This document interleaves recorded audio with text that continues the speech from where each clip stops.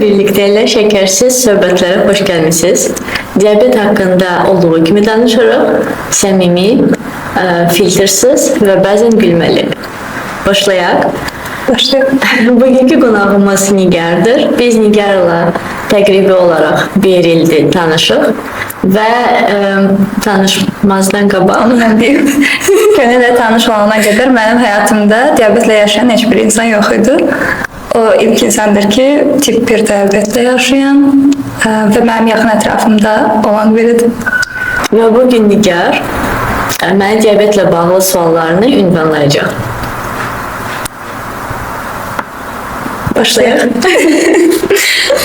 Çox sağ ol Kömür, dəvət elədiyin üçün və sənin layihəndə çox uğurlar arzu edirəm.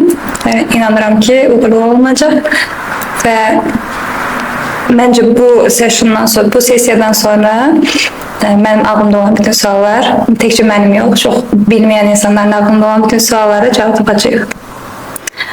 İstəyirsən birinci sualdan başlayalım. Davay. Çox tibbi ya da dərin suallarla başlamaq istəmirəm. Mənə özümü maraqlandıran sualları vermək istəyirəm. Diabet sənə özün haqqında nəyi öyrədib ki, sən diabetlə yaşayan biri kimi bunu özündə kəşf eləmisən? Diabetlə maraqlı sualdır. Strukturlu və disiplin olduğumu iş həyatımda da və gündəlik həyatda da tez-tez mənə deyirlər və düşünürəm ki, bunun diabetin təsiri olur.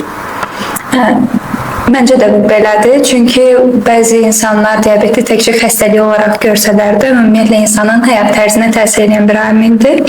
Ümumiyyətlə diabetin xəstəlik olduğu anlayışını necə düşünürsən? Xəstəlik adlandırmaq olarmı? Və yaxud da insanların daha yaxşı anlamasını istədiyin bir şey varmı bu mövzuda? Okay, birinci suala cavab verim. Amerika həkimləri diabetə fərqli formada yanaşırlar. Onlar deyirlər ki, diabet bir xəstəlik deyil, həyat tərzidir və bunun komment olaraq gülməli bir komment də var ki, bu bahalı bir həyat tərzidir. Çünki diabeti balansda və normalda saxlamaq üçün bir neçə məhsullarından istifadə edirik və onların da yəni onlar bahalı olur. Bunlara nəyi nümunə deyə bilərsən? Yəni, məhsullar dedikdə nəyi nəzərdə tutursan? Bu, həm mənim hal-hazırda istifadə etdiyim CGM-dir, continuous glucose monitoring sistemləridir, həm də ki, insulin qələmləri. Bunlar haqqında biraz sonra yenə soruşacağım, amma indi başqa bir sual vermək istəyirəm. Diabetlə bağlı bilinən yanlış fikirlər haqqında soruşmaq istəyirəm. Səncə, ən geniş yayılmış yanlış fikir hansıdır ki, insanlarda var, amma bu tamamilə əksidir və yaxud da belə deyil? Mənə ünvanlanan suallardan ən çox eşitdiyim suallar odur ki, birinci, diabet yalnız yaşlı insanlarda olur. İkinci, mən uşaqlıqdan diabet diaqnozu qoyulub və diabet çox şəkər yediyim üçün yarandığı belə bir mif var. Yəni, səndən uşaq vaxtı soruşurdular, yoxsa indi də soruşurlar ki, sən çox şəkər yediyinə görə, çox şokolad yediyinə görə şəkər olmusan? Onun uşaq vaxtı da məndən soruşurdular, indi də soruşanlar var. Yəni, bəzi insanlar doğrudan da düşünür ki, kola çox içirlər deyə konfet, şokolad çox yesələr, o keysdə onlarda da diabet yarana bilər. Bəzi insanlar həqiqətən də özünə həkim kimi aparırlar və bu mövzuda düzgün məlumata sahib olmasalar da bəzi başqa insanlara mövzuda məsləhət verə bilirlər. Bəs sənin ətrafında olubmu ki, insanlar şəkər xəstəliyi adı altında diabetlə bağlı yanlış məlumatlar ötürürlər? Yanlış, çox deməzdim, amma bəzi situasiyalar olur və bəzi insanlar düşünür ki, bu yoluxucu bir xəstəlikdir. Düzdür? Yoluxucu bir xəstəlikdir. Nə demək, çox məntiqsiz gəlir. Bunu necə düşünə bilərlər ki? Məlumat olmadığı situasiyalar var və məncə normaldır. Yəni, hamımız həkim deyilik. Sadəcə olaraq mənə maraqlı gələn odur ki, yəni, nəyisə bilmirlərsə araşdırmaq əvəzinə?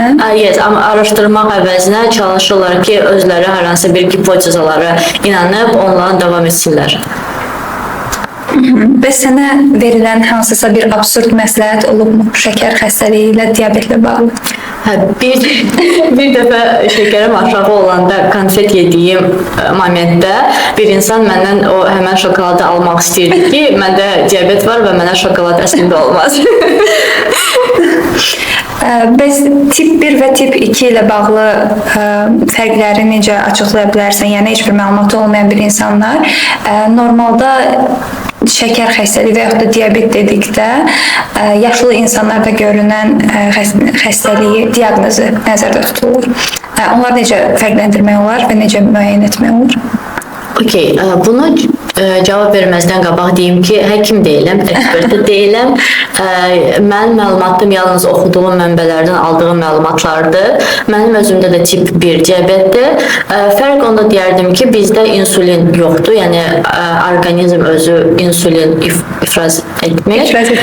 İfraz etmir və bu səbəbdən də biz insulindən istifadə edirik.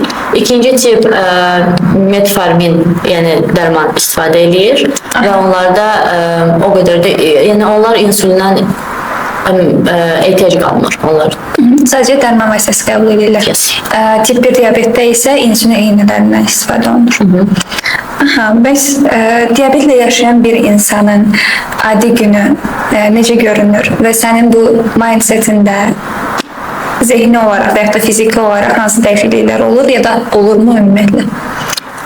Həyat tərzi hamıda fərqlidir və düşünürəm ki, buna bir standart cavab vermək olmur. Yəni, hər diabetlə yaşayan insanın həyat tərzi fərqli olduğu üçün. Amma bizim hamımızda oxşar bir proses var. Yəni, etdiyimiz bütün yəni, gördüyümüz işlər, qəbul etdiyimiz qidalar, hamısını etməzdən qabaq düşünürük ki, nə qədər karbonhidrat qəbul edirik ya da qəbul etmişik və hansı dozada, yəni ən azı tip 1-də, bu məncə hamıda var, hansı dozada insulinə ehtiyac var. Yəni, hər dəfə yemək yemədən əvvəl özünü biraz riyaziyyatçı kimi hiss edirsən. Yes, biraz çox. Bəs səncə, hansı daha çətindir? İnsanlara düzgün informasiyanı izah eləmək hər dəfə, yoxsa riyaziyyatçı kimi olmaq? Mənim üçün deyərdim ki, riyaziyyatçı olmaq daha çətindir. Çünki yəni mən yenilikləri sevdiyim üçün yeni məhsullar, yeni restoranlar, yeni kafelər, yeni produktlar sevirəm. Yəni, yoxlamaq. Yeni məhsulları yoxlamağı sevirəm və yeni bir şey olanda da onu sıfırdan hesablamaq lazımdır. Bu daha çətindir.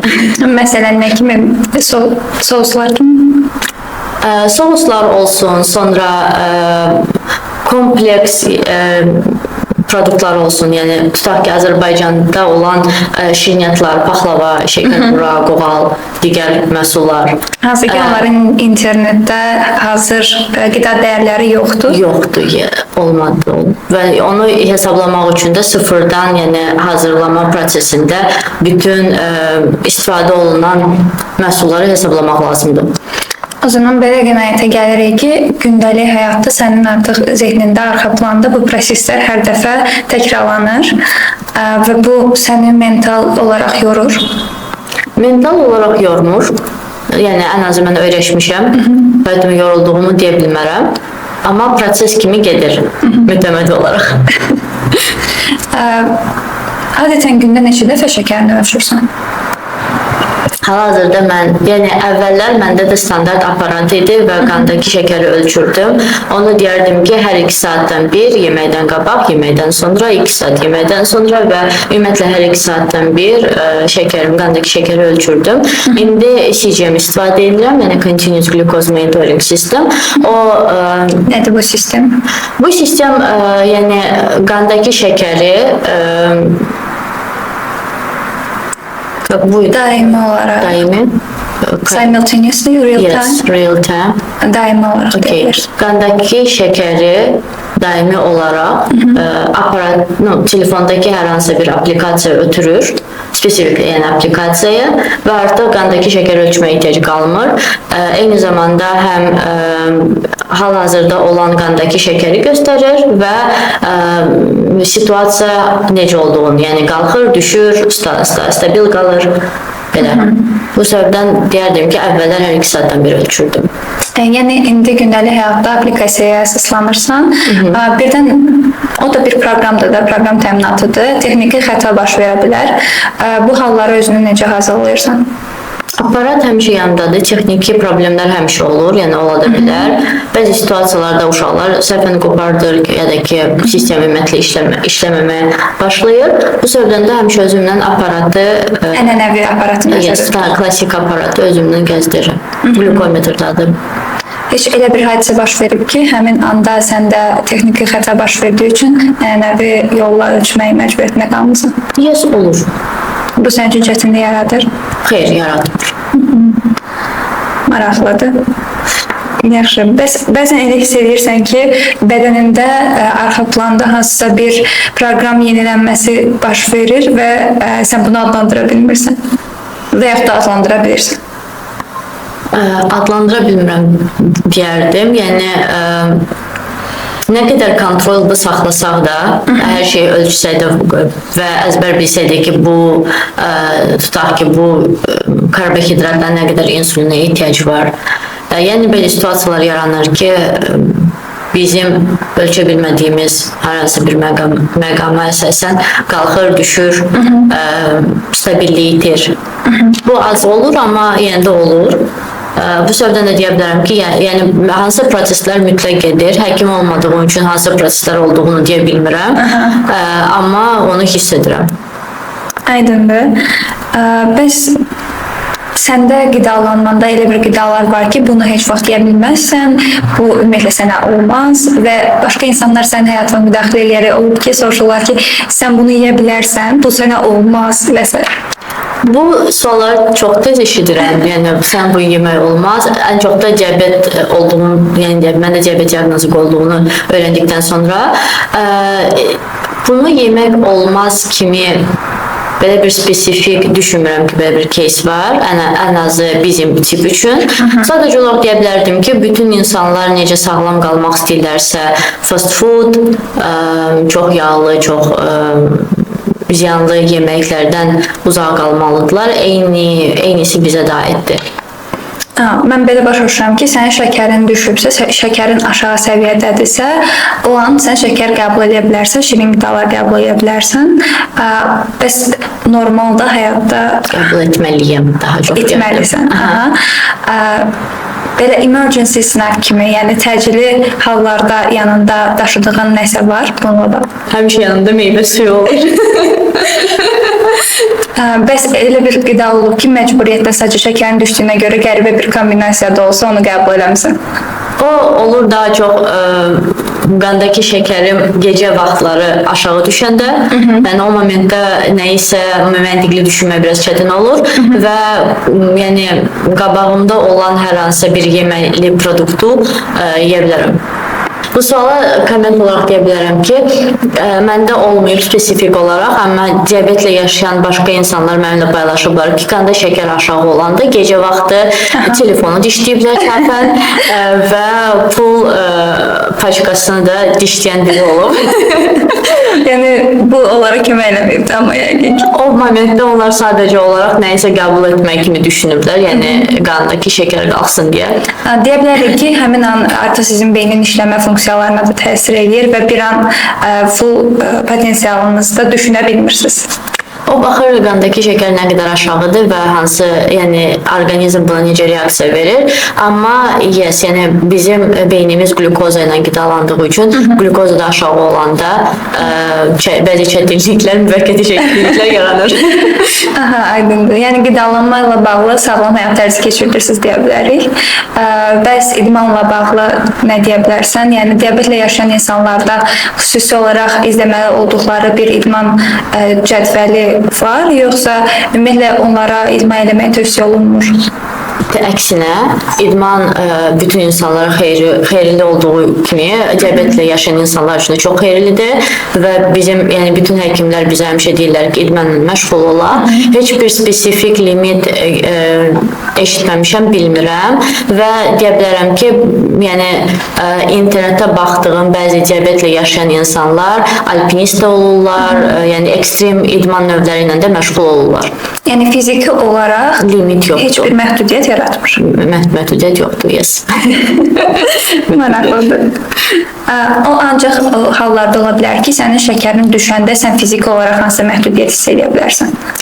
Bəli, dediyim kimi, yəni hər hansı bir həyat tərzi varsa, onu normal və stabil yaşamaq üçün balanslaşdırmaq lazımdır və idmanla, yəni spesifik bir idmanla fokuslanan insanlarda düşünürəm ki, onu özləri individual olaraq necəsə balanslaşdırırlar, yəni uyğunlaşdırırlar.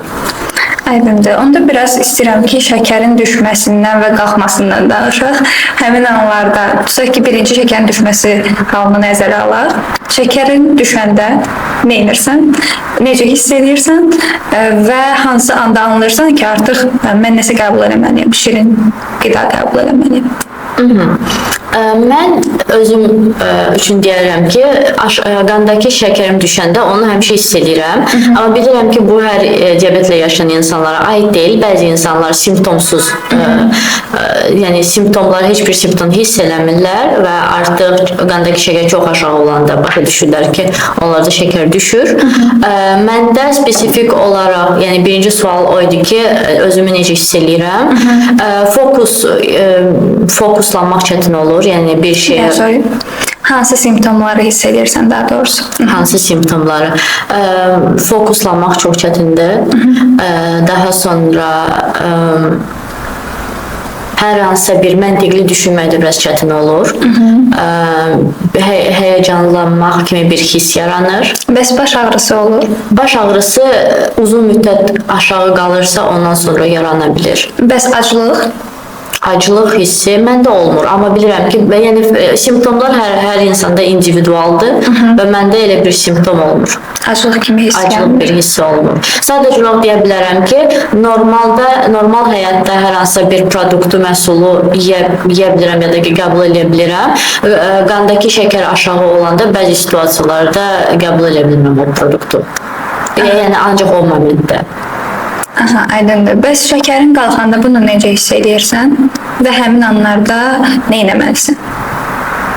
Şəkərim qalxanda necə hiss edirəm? Yorğunluq, susuzluq, standart, yəni düşünürəm ki, qandakı şəkər yüksək olanda çox insanlarda demək olar ki, eynidir. Yəni simptomlar? Yorğunluq, susuzluq, neyinirəm? Yəni normal olaraq hesablayıb həmən o glukozanın normasına gətirmək üçün insulin vururam. Onda belə deyə bilərik ki, sən onu daimi olaraq monitor elədiyin üçün şəkərin qalxanda monitor elədiyin rəqəmlərə əsasən müəyyən edirsən ki, sənin şəkərin qalxıb, çox da simptomlara əsaslanmırsan. Bəli. Elədir, həqiqət. Baxır indi nə qədər yüksəkdir. Yəni bir var biraz, yəni normadan biraz yuxarı qalxıb, bir də var ki, çox yüksəkdir. Bəs şəkər qalxanda nə etmək lazımdır? Şəkər qalxanda insulin. Bu birinci tipə aiddir. Bilməm indi ikinci tipdə necə olur. Mən insulin qəbul edirəm, yəni vururam və bir müddət, yəni heç bir karbohidrat qəbul eləmirəm, normasına düşənə kimi. Mən də sən bir sualım var insulinlə bağlı. Bunu vermək istəyirdim. Mən insulin vuranda ilk dəfə sən nə hiss etmişdin? Və nə düşünmüşdün? Belə deyim, sən öncədən mənə xəbərdarlıq eləmişdin ki, səndə diabet var və mən bunu artıq fakt kimi bilirdim teoriyada, amma bunu ilk dəfə səndə görürdüm deyə bəzi şeylər hələ də mənim üçün təzə idi. İlk dəfə sən insulin iynəsini vuranda mən birinci əlində nə olduğunu başa düşməmişdim. Ümumiyyətlə, niyə belə bir şey elədiyimi başa düşməmişdim. Birinci qoluvu yazdığını düşünmüşdüm, çünki əlindəki marker oxşuyurdu və sən qoluna onu vururdun. Amma sonra diqqətlə baxandan sonra gördüm ki, yox, əlində başqa bir şey var. Sonra təxmin elədim ki, yəqin ki, dərman vasitəsi qəbul edirsən. İnsulin olduğunu bilmirdim. Belə, amma qorxmamışdım. Və yəni bəzi insanlar düşünə bilər ki, bu kimsə bundan iyrənə bilər, iyrənməmişdim. Yəni qorxmadığına sevindim. Qorxmamışdım. Hətta mənim üçün deyərdim ki, çox sevindirici bir hal idi ki, sən o qədər rahat hiss edirsən özünü. Yəni bununla bağlı heç bir çəkinəcəyin bir nöqtə yoxdur, olmamalıdır da onsuz da. Ona görə sevinmişdim. Bayaq şəkərin düşməsindən danışdıq. Elə anlar olub ki, ətrafındakı insanlar ola bilər ki, sən professional bir mühitdəsən və ətrafındakı insanlar şəkərin olduğu ilə bağlı hələ ki məlumata sahib deyillər və sən bunu onlarla hələ ki paylaşmaq istəmirsən. Amma insanlar səninlə bir dialoqa davam edirlər və həmin anda sənin şəkərin düşüb. Bu halda nə edirsən və elə bir şey başına gəlib ümumiyyətlə? Gəlib və deyərdim ki, danışmamaq danışmaqdan daha pis bir situasiyadır. Yəni məlumatlı olanda insanlar daha anlayışlı və səni belə spesifik momentləri daha yaxşı başa düşürlər. Mənim öz korporativ mühitdə belə bir situasiya olmuşdu ki, mənim aparatım qandakı şəkərim aşağı düşəndə ya da ki düşməyə başlayanda alarm çalır. Telefonda aplikasiyada alarm çalır və belə bir situasiya yaranmışdı ki, mən oturmuşam, alarm çalır və mən onu baxıram, avtomatik olaraq da meyvə suyu götürürəm ki, qəbul etmək üçün və menecerim o momentdə elə başa düşmüşdü ki, mən alarm qoymuşam spesifik olaraq meyvə suyu içmək üçün. Yəni yanımda qalsın ki, meyvə suyu içməliyəm. Bilməli situasiya idi, amma deyəndən sonra ki, bu diabetlə bağlıdır, pozitiv deyərdim ki, qarşılamışlar. Yəni şəkərin düşdüyü ən dramatik yer, an hansı olub sənin üçün? Dramatik deməzdim, amma deyim ki, yəni hər hansı müdaxilə etmək çətin olan momentlər odur ki, hər hansı bir təqdimat zamanı qanda şəkər düşürsə, bu yəni nə qədər qabaqcadan təqdimatı biliriksə olacaq, qabaqcadan hər şey planlayırıq, hesablayırıq. O momentdə emosiyalar çox olduğu üçün, yəni həyəcanlanırıq, bəzi keyslərdə, bəzi situasiyalarda çox həvəsli oluruq, normaldır. Bəzi situasiyalarda sadəcə olaraq qorxuruq çıxış etməkdən. Orada stressdən ya da ki, başqa bir hisslərdən qanda şəkər düşə bilər. Yəni stres şəkərə təsir edir. Təsir edir. Amma deyə bilmərəm ki, həmişə düşür ya da ki, həmişə qalxır. Yəni bu spesifikdir. O momentlərdə biraz müdaxilə etmək çətindir, çünki təqdimat gedir və insanlara bir anlıq demək ki, üzürlü sayın, qanda şəkərim düşüb, soku içim, meyvə suyunu içim, sizə geri dönüş edirəm. Biraz qəribə səslənir. Amma özüm üçün deyə bilərəm ki, bir-iki dəfə belə bir situasiya olduqdan sonra özümdən həmişə hər bir təqdimata meyvə suyu götürürəm yanında. Aydındır. Amma mən belə başa düşdüm ki, diabetlə yaşamaq professional həyatda bizə yəni yaşayan insanlara maniçilik törətmir. Sən əgər onu balanslaşdıra bilirsənsə və düzgün idarə edə bilirsənsə, həyatına normal olduğu qaydada davam edə bilirsən. Bəli, heç bir problem ümumiyyətlə olmur. Bəs diabetin ən çətin tərəfi nədir sənin üçün? Ən çətin tərəfi? Hansı ki, mane olmağa yaxındır, amma yenə də manedir. Deyərdim ki, bu 24/7 monitoringi düzgün formada aparmaq üçün həmişə nə isə analiz eləməlisən, hesablamalısan və ən əsası deyə bilərəm ki, yəni mənimdə 20 il təcrübə var. Eyni məhsulu fərqli yaşlarda, fərqli formada hesablamışam. Bu normaldır, yəni bəzi situasiyalara daha az insulinə ehtiyac var, bəzi situasiyalara daha çox. Bəs səncə ortalama olaraq götürəndə təkcə məni nəzərə almaq, ətrafındakı insanlar diabetin nə olduğunu tam mənasında başa düşə bilirlər? Məncə yox, ən azı mənim tanış olduğum insanlar çox vaxtı diabeti yalnız nənələrdən, babalardan, yəni yaşlı qohumlardan bilirlər və diabeti yalnız yaşlıların qarşılaşdığı bir diaqnoz kimi bilirlər və çox da məlumatları olmur. İkinci keys isə deyərdim ki, ümumiyyətlə birinci və ikinci digər tiplər olduqlarını da bilmirlər. Bəs elə olur ki, sən daim izah eləməyə məcburiyyətində qalırsan və bundan yorulursan? Yox, olmur. Deməzdim ki, daim izah edirəm. Yəni, ətrafımda olan, sevdiyim bütün insanlar məlumatlıdırlar diabet haqqında və yeni insanlar da biləndə, yəni istədiyi sualları verirlər və mən də həvəslə cavablandırıram. Mən sənə bir sual verə bilərəm. Aha. Səncə diabetlə yaşayan insanların Google search historisində nə görünür? Yəni sənin dediklərinə əsaslanıb bunu düşünə bilərəm ki, həmin gün qəbul edəcəyin qida dəyərlərini axtarmısan. Məsələn, alma yeyəcəksənsə, almanın qida dəyərləri, Karbohidratları. Hə, əvvəl Google search, yəni əvvəl ChatGPT olmadan qabaq həmişə elə bir şey axtarmışam. Ya da ki, hər hansısa bir yeməyi qabaqcadan kimsə hesablayıbsa və onu internetdə paylaşıbsa, ona da baxırdım referans olaraq. Amma indi ChatGPT var və ChatGPT-də ayrı bir chat yaratmışam ki, onları hesablayım. şəkərsiz söhbətlər kateqoriyası. Maraqlıdır. Bəs yaxşı, ətrafındakı insanlardan necə bir dəstək görmək istəyərdin, diabetlə yaşayan bir insan olaraq? Dəstək görmək istəyərdim. Yəni, hansı formada sənə dəstək göstərə bilərik? Həmin anlarda ki, sənin şəkərin düşüb və yaxud da qalxıb və yaxud da özü yaxşı hiss eləmədiyin bir andasın. Şəkərim düşdü ya qalxdığı halda heç bir dəstəyə ehtiyac məndə olmur. Ən azı özüm bilirəm nə etməliyəm.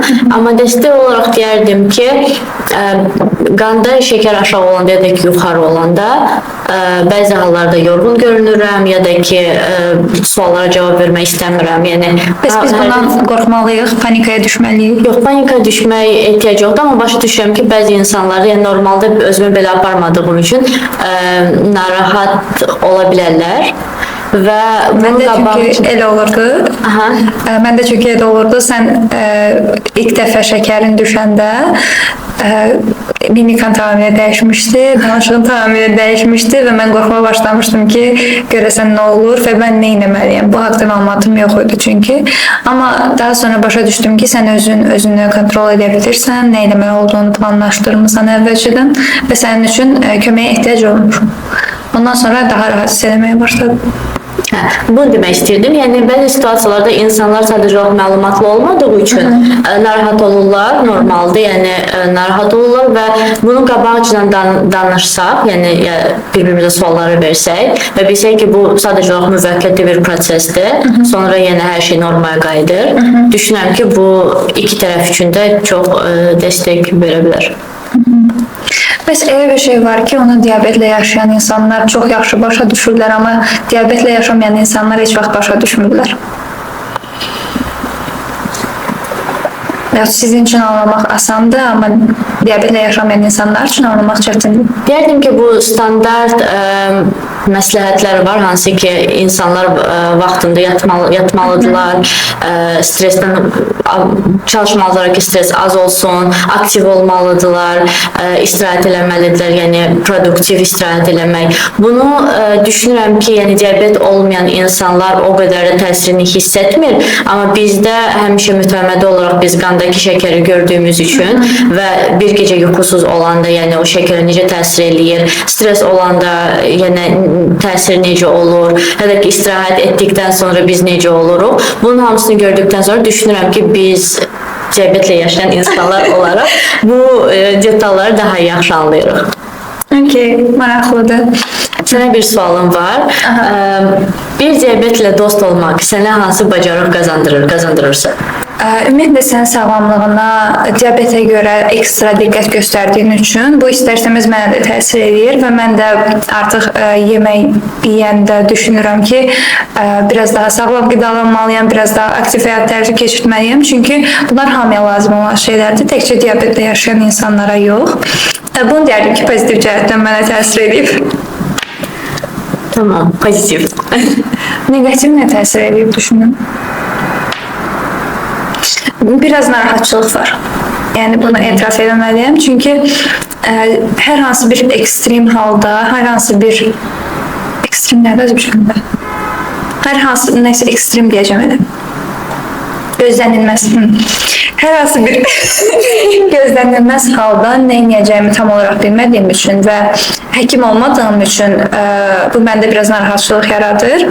Ama dediğim gibi sen hayatımda gördüğüm en məsuliyyətli insanlardan birisən ve ona göre de nispeten daha azdı bu narahatçılıq. Ama öz yaşlarımda biraz daha məsuliyyətsiz bir insan olsaydın, bu məndə daha çox olardı. Çünki neticədə sağlamlıqla bağlı bir məsələdir ve istəməzdim ki, sənin üçün çətinlik yaratsın nəsə. Teşekkür ederim. Son sualım olacak. Senin kimi diyabetle yaşayan bir insana, tanış olan insana bir məsləhətin ne olardı? Sual başa düşürdüm. Yani senin kimi insan, her hansı bir insan diyabetle yaşayan bir insanla tanış olur. Aha. Elə bir insana sen ne məsləhət görərdin? Belə bir məsləhət verə bilərdim ki, çox qeyri-adi qarşılamasın bu halı. Normal həyatımıza necə davam ediriksə, mən hələ də görməmişəm ki, könül diabetlə yaşayan insan olduğu üçün müəyyən aktivitelərə qoşula bilməyib, fəaliyyətlərə qoşula bilməyib və yaxud da ki, nədənsə geri qalıb. Yəni ona görə deyərdim ki, bunu normal bir hal kimi qarşılasın və qeyri-adi reaksiyalar verməsinlər, sadəcə normal qarşılasınlar. Beğenmedim. Yəni ki, o belə çıxır ki, qeyri-adi reaksiyalar vermək olar, sadəcə olaraq verməsinlər. Vermək olmaz. Yox, olar, məncə olar. Sadəcə olaraq qeyri-adi reaksiyalarını da nəzərdə tutulsa. Yəni də ki, məsələn, qaçışa gedirik, bəlkə könüllü çağırmayaq. Bu məsələn belə bir şey olub ki, bizdə işdə ad günü olanda kiminsə tort kəsilib və biz normalda paylayırıq da onu hamıya. Mən demişəm ki, könüllü aparıram birində. Məsələn, mənə qeyri-adi reaksiya veriblər ki, könüllü axı tort yeyə bilməz, onda diabet var. Doğrudan, nə bir reaksiya olur. Doğrudan, hə. Özdə kim deyib bunu bilirsən? Yadımdan çıxıb. Ha, okey. Yəni bizim yerimizə qərar vermək. Hə, yəni çox onu deyirəm, qeyri-adi reaksiya deyəndə bunları nəzərdə tuturam ki, belə düşünməsinlər, sadəcə normal həyat tərzinə davam edəsinlər.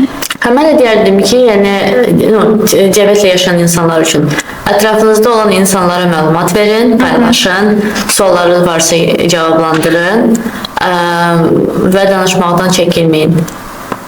Məncə də, razıyam. Çox xoş oldu mənim üçün. Sən onu heç içmədin. Sənin deməli şəkərin indi düşmədi. Aha. Baxırdın. Aha. Düşmemi istəyirdi.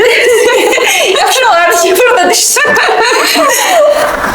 Aydındır Könül, çox sağ ol bu söhbətə görə. Həqiqətən də bilmədiyim çox şey öyrəndim və ümumiyyətlə səninlə yaşayaraq bilmədiyim çox şey öyrənirəm. Yaxşı ki, bu qədər maarifləndirici videolar hazırlayırsan, maarifləndirici mövzuya toxunursan. Mən hamının adına sən təşəkkür etmək istəyirəm. Mən təşəkkür edirəm qoşulduğun üçün, bugün bizimlə olduğun üçün və maraqlı sualları və açıq formada sualları, istədiyin sualları verdiyin üçün. Sizinlə diabetlə birlikdə ilə şəkərsiz söhbətlər idi. Biz bu yolda birlikdəyik. Görüşənədək. Görüşənədək, sağ olun.